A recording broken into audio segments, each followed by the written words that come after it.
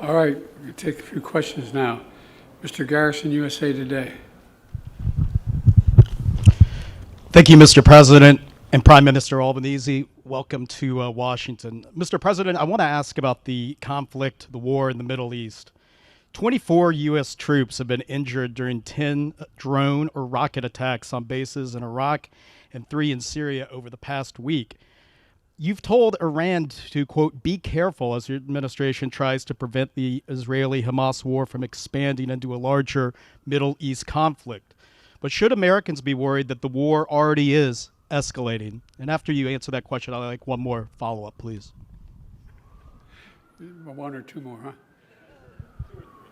Joey, look, we have had troops in the region since 9/11 to go after ISIS and prevent its reemergence in both, anyway, in the region, having nothing to do with Israel at all. My warning to the Ayatollah was that if they continue to move against those troops, we will respond, and he should be prepared. It has nothing to do with Israel. Well, let me ask my follow-up here. I want to discuss. Oh, here we go.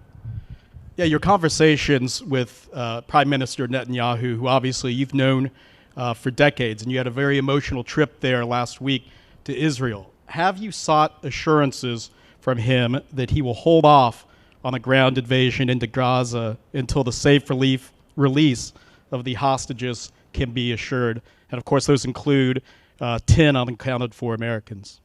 No. What I have indicated to him is that if that's possible to get these folks out safely, that's what he should do. It's their decision.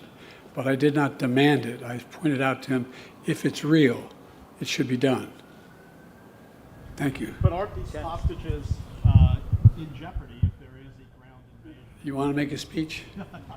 No, look, obviously they're in jeopardy. The question is whether or not there's any way of getting them out. And if we can get them out, we should get them out.